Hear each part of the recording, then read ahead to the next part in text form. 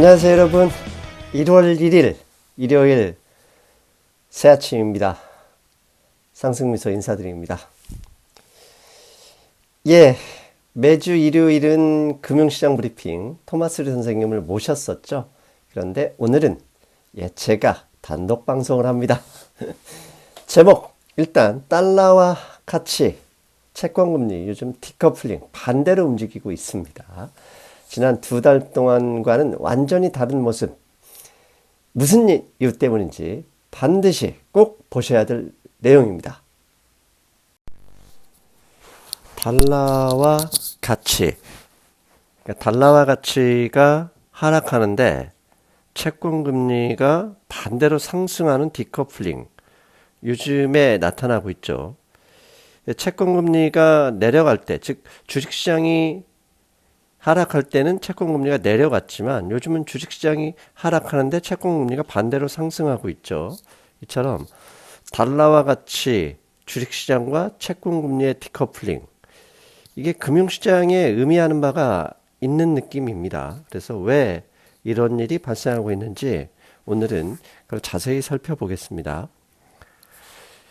먼저 증시 하락장에서 지난 10월부터죠. 9월 CPI 발표했던 10월부터 그 다음에 달러와 가치는 하락했고 11월 초부터 채권금리는 하락을 했죠. 증시 하락장에서 이렇게 채권금리가 약 1개월 넘게 하락했던 이유는 당연히 경기 침체 우려감에 따른 안전자산 선호 현상이다. 그것을 보여주는 것이다. 이 정도는 여러분들 다 알고 계십니다. 그런데 문제는 12월 16일 이후에 주식시장은 하락하는데 채권금리가 하락하지 않고 반대로 상승하고 있습니다. 아마 금융시장을 면밀하게 주시하고 계신 분들은 이 변화를 이미 알아채실 가능성이 있습니다. 그렇다면 실제로 주식시장 하락과 반대로 채권금리 상승 실제로 있었는지 눈으로 직접 확인하셔야죠. 지금 보시는 그림은 사진 위에는 12월 한 달간 나스닥 지수고요. 아래는 12월 한 달간 채권 금리입니다. 10년 만기 채권 금리. 나스닥 지수는 S&P 500 인덱스와 큰 차이 없이 비슷한 움직임, 하락 움직임을 보이고 있죠. 나스닥 지수가 지난 12월 그 고용지표 발표 이후 계속 하락하다가 FOMC 잠깐 반등했다 계속 30일까지 하락했잖아요. 그런데 아래 채권금리를 보시면 12월 16일, 이제 파란색 줄이 12월 16일을 표시하는 겁니다. 16일 이후 주식시장 하락과 반대로 채권금리도 이제 상승하고 있습니다. 그동안 주식시장이 하락할 때는 채권금리가 하락하면서 경기 침체 우려감, 경기 침체 두려움을 표시하는 것이다. 그래서 안전자산을 선호하는 현상이다. 이렇게 설명을 드렸는데 16일 이후에는 완전히 깨졌죠. 주식시장은 하락했지만 채권금리는 반대로 상승했다. 근데 이것보다 더 중요한 게 달러 가치와 채권금리가 반대 방향으로 움직이고 있다는 거죠. 지난 2년 동안 달러와 가치가 상승하면 채권금리가 따라 상승했고 반대로 10월 초 달러화가 고점을 찍은 이후 시차를 두고 채권금리도 계속 하락하면서 한 방향으로 움직였어요. 그런데 왜 이렇게 한 방향으로 움직이던 달러화와 채권금리 전혀 다른 방향, 반대 방향으로 움직이는지, 왜 디커플링이 되었는지 그걸 살펴보자는 얘기입니다. 그렇다면 지난 2년 동안 달러화와 채권금리, 달러화 인덱스와 채권금리가 진짜 비슷하게 움직였는지 살펴볼 필요가 있죠. 지금 보시는 그림은 아래쪽은 달러화 인덱스, 위에는 10년 만기 채권금리입니다. 달러화 인덱스가 2021년 5, 6월경에 바닥을 찍고 상승하기 시작했고 그게 올해 10월까지 약 9월 말 10월 초에 고점을 찍었죠. 근데 위에 채권금리도 시차를 두고 달러화 인덱스의 방향을 그대로 따라오고 있죠. 그리고 보시는 그림 위에 오른쪽에 보면 붉은색 화살표가 있죠. 붉은색 화살표는 달러화가 먼저 고점을 찍고 내려오니까 채권금리도 길게 보니까 저렇게 하락하기 시작했죠. 자, 이렇게 커플링을 보였어요. 달러화와 채권금리는 커플링을 보였는데 주식시장에서 지난 12월 16일 이후 주식시장과 채권금리가 반대로 움직이는 상황을 발생을 시켰는데 달러화 인덱스도 동일하게 채권금리와 거꾸로 디커플링 되는 모습을 보여주고 있다. 실제로 지난 한 달간 채권금리와 달러화 인덱스를 비교해 보겠습니다. 지금 보시는 그림은 아래는 달러화 인덱스고요. 위에는 10년 만기 채권금리입니다. 가운데 파란색 수직 점선이 있죠. 저게 12월 16일입니다. 12월 16일 기준으로 보시면 달러화 인덱스는 일단 조금씩이라도 하락하고 있습니다. 그런데 그날 기점으로 위에 10년 만기 채권금리는 본격적으로 다시 상승의 방향으로 틀었죠. 그러니까 주식시장하고 거의 동일합니다. 12월 16일 전후로 해서 달러화는 하락하지만 과거와 다르게 커플링에서 벗어나면서 달러와 우리 헤어지자 채권금리 나는 다시 상승할란다. 그러면서 디커플링이 발생하고 있다는 거. 자, 이런 디커플링 이것을 살펴볼 필요가 있어요. 인플레이션 시대에 달러화 가치가 계속 상승을 했었죠. 그 이유는 금리를 올리기 때문에 금리를 올리면 대출을 갚아야 되고 전 세계 대출의 70%가 달러화다 보니까 달러화를 바꿔서 빚을 상환했으니 달러화가 필요했어요. 그래서 채권금리 상승의 관계가 거의 이어졌죠. 그런데 지난 10월 이후 그 다음에 지난주죠. PC 발표에서 보듯이 인플레이션은 페드의 예상보다 빠르게 하락하고 있습니다. 이걸 반영하듯이 10월부터 달러화, 11월 초부터 채권금리는 동반 하락으로 방향을 거꾸로 잡았죠. 그런데 16일 이후에 왜 달러화와 채권금리는 지난 몇 달간의 모습과 정반대 디커플링을 보이고 있을까? 왜 그랬을까? 왜 그러고 있는 걸까? 이걸 찾아내야죠. 그래서 열심히 일주일 내내 찾아낸 것이 예산안이었습니다. 지난 12월 16일 미국에서 무슨 일이 있었는지 열심히 뉴스를 검색해보면 12월 16일에 임시 예산안을 통과했다는 뉴스가 나옵니다. 즉 12월 16일 그 주에 임시 예산안이 통과되지 않으면 연방정부 셧다운이었는데 민주당과 공화당이 일주일짜리 예산안을 통과시킨 겁니다. 그러니까 스탑갭 임시 변통으로 스펜딩 메저 지출안을 통과시켰다. Congress passes라고 나오죠. 그러니까 민주당과 공화당이 일단 임시 예산을 임시 예산 일주일 짜자. 이 얘기는 뭐죠? 내년도 예산안을 어느 정도 합의하지 않았을까라는 그런 추정을 할 수 있죠. 그래서 앞에서 12월 16일부로 달러화는 하락하지만 채권금리 올랐고 주식시장은 떨어졌지만 채권금리 올랐고 이걸 보여줬어요. 그리고 일주일 후에 23일에는 다른 뉴스가 나왔습니다. 미국 연방정부의 2023년 예산안이 의회를 통과했어요. 자, 일주일짜리 법안을 통과시켜 놓고 연방정부 셧다운을 막았고 23일에는 내년 회계년도 예산안을 의회가 통과시킨 겁니다. 자, 그렇다면 이 주요 일정을 제가 미국 정부 예산안과 관련한 주요 일정을 세 가지로 간단히 정리했는데요. 먼저 16일에는 앞에서 보여드린 대로 셧다운 방지를 위한 7일간 임시 예산안을 통과시켰고 그 다음에 일주일 후 23일에는 2023년 연방정부 예산안을 미국 의회에서 통과시켰습니다. 그리고 한국 시간으로 어제 새벽, 미국 시간으로 30일이죠. 30일, 29일인가요? 아무튼 30일 2023년도 연방정부 예산안, 의회를 통과한 예산안을 바이든 대통령이 서명을 했습니다. 이 주요 일정에 따라서 채권금리를 다시 좀 더 구체적으로 살펴봤더니 딱 나옵니다. 지금 보시는 그림은 12월 한 달 동안 10년 만기 채권금리 주요 변화 포인트인데요. 맨 아래 화살표, 첫 번째 화살표, 16일입니다. 저게 일주일 임시 예산안 통과했을 때 아하, 예산안을 양당이 합의했겠구나라고 하면서 채권금리가 올랐고, 주춤하다가 크리스마스 직전에 23일 2023년 예산안이 의회를 통과하자 다시 또 채권금리가 올랐고요.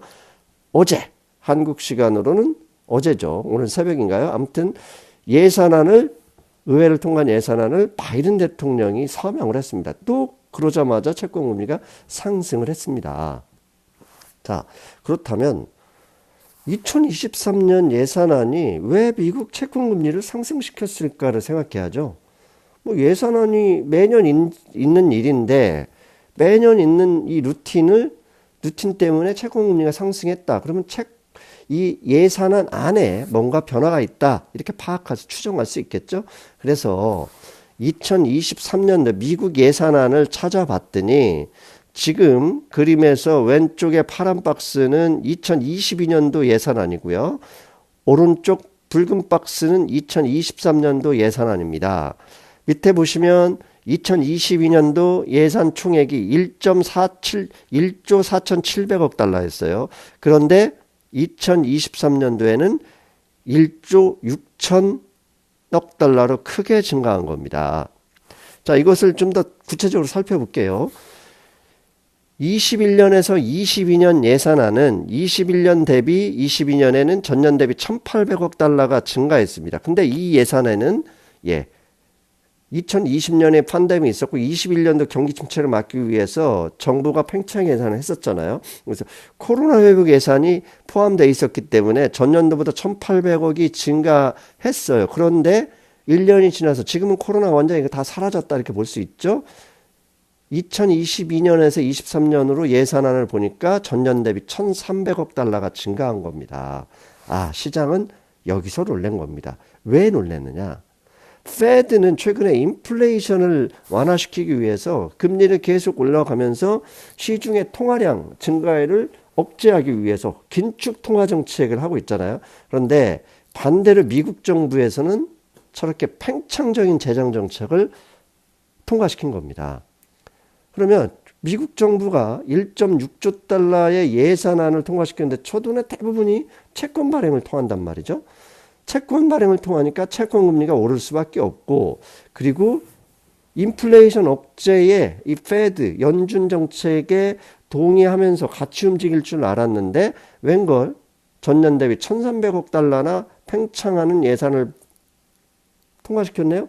그렇게 되면 1,300억 달러의 통화량이 증가가 된다는 것이고, 그렇게 되면 가뜩이나 걱정하고 있는 인플레이션이 걱정되는 것이죠. 그게 채권 금리에 먼저 반영하고 있다. 이렇게 파악하게 됩니다. 그렇다면 이게 금융시장에 던져주는 메시지가 있습니다. 현재 인플레이션은 지난주 PCE에서 제가 분석해서 보여드렸잖아요.